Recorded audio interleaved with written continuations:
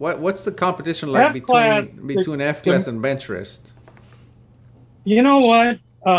Actually, if you look at F class, those guys that are up there on the top all the time, they are really good shooters. I mean, they have paid their dues. They know what the heck they're doing. If you just sit and watch Michelle or Nancy coach shooting, and they've coached me, on small matches where we shoot a team thing, they can see so much, which I'm not looking at. It just blows me away. Right, right.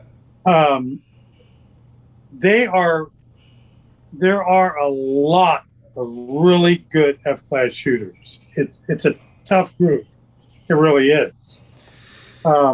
Bench rest, yeah, it is. I've shot it so long I don't, you know, I don't know. You have your good days, you have your bad days. You know what I mean?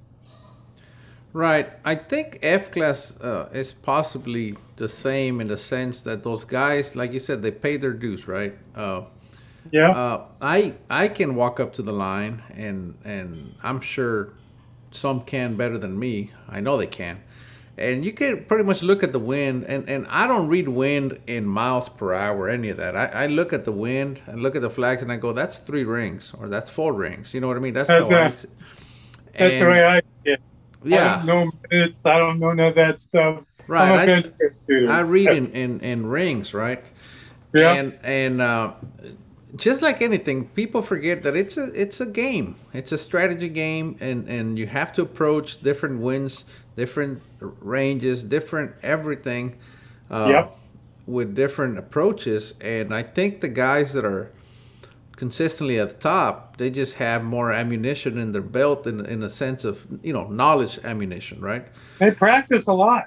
Right, and they those guys are able to cope with multiple different winds and adjust accordingly, right? Um, Yep. I don't know if it's ever happened to you where you go to a range and then you shoot an entire string 20 and you have no idea the entire time you had no idea what you were looking at. You just pulling the trigger, and the longer you shoot, the more you practice, the more ranges that you shoot at, you start to see all these patterns, and you're like, oh, I've done this before, or I've seen this before, and then you kind of, not only that, they also know when to shoot and when not to shoot. You know what I mean? Yes. They're wait. I mean, and that scares me to wait so long. Oh, I I mean, waited. I've waited. I think at the last nationals, everybody jumped in, and I waited and I waited and I waited, and I think when I took my last shot, and they said time, and I wasn't even keeping time. I just yeah. that was a mistake on my part, but I got lucky enough that it didn't bite me, right? But when people are in such a hurry to get started, that if you don't know what you're looking at, why are you going to jump in? No, yeah, no. I'll shoot the spotters, the siders before I go, and once I go, I go. But I don't I don't like stopping in the middle of a run. Okay, That scared me. you say you don't like stopping. That tells me you have stopped. What makes you stop? At what Well, point do you say I gotta stop? your last bullet just went out to 8. You're going, what did that? Right. So what makes you stop is not an eight, but it's the fact that you didn't know where it came from, right? Yes. When you realize you are lost, Yep. um, which is, it's, how can I say this? That's a bad place to stop, but it's not good that you had to stop, but it's as good a place as any, because if you're lost, it's pointless to keep going because you're just gonna bleed points Yeah. like Oh crazy. yeah. No, you gotta wait.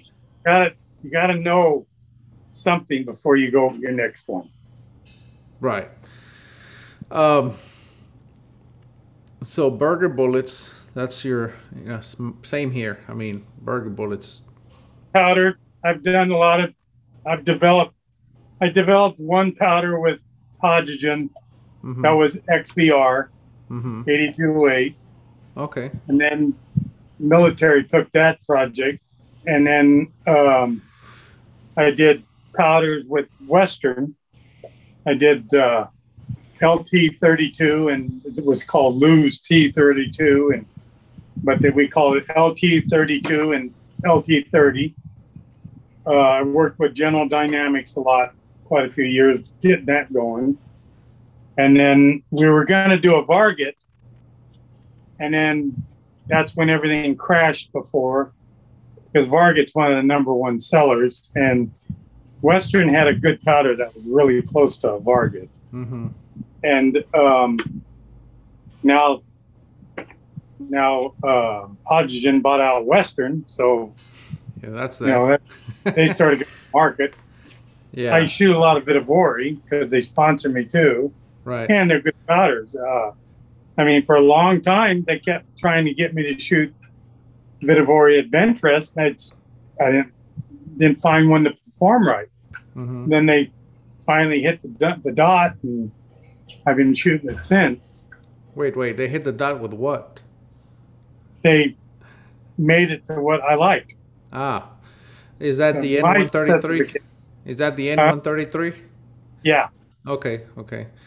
Have you tested any of these new 555 and what's the new one? I have not. They've contacted me and asked me they're going to send me some and wanted me to test them. And I said, no problem, I would. I tell you that 555, I've been testing it in my 284. It is pretty amazing. I mean, the limited testing, it was down on the low end, but for a grain at 1.2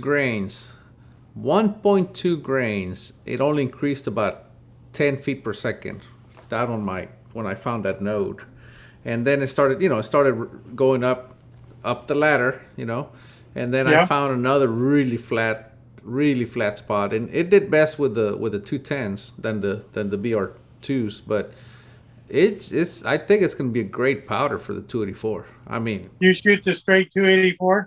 Yeah, I shoot the straight 284, but I'm probably going to go back to the Shihane. I'm shooting that Wheeler. Okay. And it was a project. Yep, there you go. 284. I was shooting it yesterday. Yeah, it was a project that I think it's a good cartridge, but the Shihane, I have everything for it, and the Wheeler, I don't have a reamer for it, and I like to do my own barrel work, so. Yeah, I don't. I'm gonna. Mike's chambering me up a Walker. Walker, yeah. Or the 40-degree shoulder. Maybe a 284 Lang. That's it. Walter Lang. A Lang. Yeah. He's gonna chamber me up one, and I'm gonna shoot it. Try it. It may be the same. Don't have to do much difference. And now that Lapua makes the 284 brass, which is great stuff. So, do you neck turn F-class brass? Everything. Yeah. What are the benefits of neck turning? Sure. Consistency.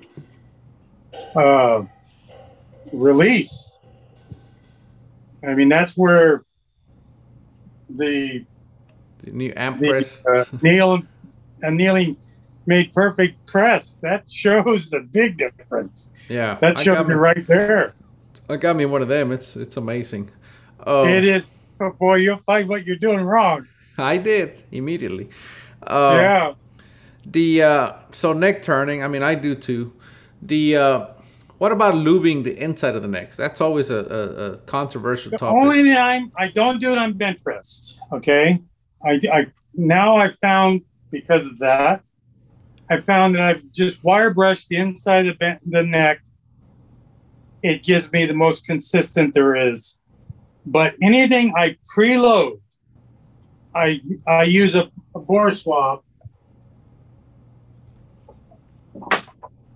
Molly, and I just molly it and use, they're just swabs. They're just cotton swabs that you buy. And different calibers. And I find that in pressure testing, same thing. If you take a bullet and seat it, load your cases, not do anything, clean the brass, whatever, and leave the bullet contact and the neck, the clean neck, it builds this like a bond to it. Cold welding. And you can actually feel it. If you go in and just seat it 10 thousandths more, it would pop and then smoothly go. If you molly it, it doesn't do that. Well, a lot of guys the night before, they'll seat them all. They'll seat them long for the night before the match. They seat them down to what the length they want. They break that bond. That's one way. Right. Well, I don't want to do that at night. So I just molly the inside of them, and they seat smooth. You can see it on that seater, on the press. It just works perfect. And then you could come back and do it again. Seat them, seat it 10 thousandths further, and watch what it does. And there's no bond. Whereas if you let like a loaded round sit there for a week, 2 weeks, I guess, stick it on there and try to seat it, that thing just picks up that pressure buildup. It has a spike, right? That's right. That spike. Exactly. Yeah, it's pretty incredible. That is one incredible piece of machine. What about annealing? I know you anneal, but... Oh, yeah. I anneal even on my bench press. Everything. Everything. Yeah. With that thing, I used to try to anneal with I had 2 or 3 of the torch ones. Yeah. And I could never prove anything consistently. When I got one of these and started testing it, I could prove it. Well, when I can prove something, see something, then it's making a difference where now I'm getting the exact same hardness, everything's the same all the time. And that's what you're looking for. The same all the time. Consistency. That's it. There's some guys that, for example, they won't anneal every time. What do you think? I mean, they'll wait 3-4 firings and they're like, okay, I'll anneal now. What do you think about that as far as, if you're trying to shoot the smallest groups possible? I truly believe either anneal all the time or don't anneal at all. And anneal with it. If you're not annealing with this, don't anneal. With an amp, yeah. That's right. You're better off not annealing. You will get better groups not annealing when you're using that torch stuff compared to this. This anneal every time. I got me an app finally, and like everything I do, I said I'm gonna go test it and make sure that I'm actually gaining something. And I shot at 1,050, and I shot 20 shots, and I alternated amp, flame. I even engraved my pieces of brass so I knew which one was where. And the hard part for most people to see is they said, well, they're very close. I said, they are very close. I said, but the flame annealer had one that fell out the bottom. I said, that is enough. They're like, well, it's just one. I said, that is enough. That is enough. One flyer. That's all it takes. That is enough to I mean, how many times have nationals been won by 1 point, right? That's right. And I said, that is enough for me to tell. And I've done additional testing, but I'm gonna do one more. But I'm pretty much doing everything with the amp now. Number one, it's super easy. It's so simple. I know it's costly, and I tell guys, look at it. Go in with a couple guys and get it. The biggest excuse I think it is, they all know it's good. They just don't want to spend the money, or they can't spend the money. Well, go in with a friend. Right. Yeah. No, it's definitely a great machine. You learn. Okay, Lou. Well, I'm gonna get out of your way. I'm gonna have to get with you some other time and kind of do a little tour of your shop, because I know you got Sounds good. all kinds of goodies. But I know if we do that, we're probably gonna go another 2 hours. So I don't want to take that much of your time. Sounds good. I'm really thankful that you did this for us. Hey, anytime. Here's what I'm gonna do. Who, because as you know, I started this series lately. Who do you think I should talk to next? If if somebody that you said, I wish Erik would talk to this person, because I'm trying to interview people in the shooting community. I don't think anybody's ever done this before, where because there's so many people that are very influential, and some people that you may know that you say, Erik should talk to this person. You know what I mean? If the first person who comes to my mind, if you were going to talk to in F class, would be Jim Murphy. Okay, well he's been contacted. Okay, I don't know if Mid would do it, but Jim Murphy. I have scored for Jim Murphy, and that man tests a lot. He does a lot. I mean, he's an unbelievable shooter. And you know what he used to do for a living, right? No, I don't. He was a machinist. Oh, so he has that okay. You know what I mean? Yeah. It's in his veins, that whole precision thing. You know what I mean? So yeah, for sure, Jim Murphy. What about in general in the shooting world? Who do you think would be someone that you'd like to see an interview with? If you interview, I don't. Other than the discipline of interest in that. Unless you were to do an interview with a machinist that does chambering, and explain good chambering compared to how some people do it. Yep. Well, I'm going to hit up Speedy for that. Yeah, that would really be good. Speedy's been around a million years. Yeah. And he's done a lot of products. I'd probably be shooting his powder this weekend. He had some powder done a million years ago, some Norma 201, and I still shoot it. Yeah. Yep, he's got a lot of knowledge. All right, Lou, I appreciate your time, man. Take care, and I will see you on the line. All right, Erik. All right, take care. Bye-bye, Lou. Bye.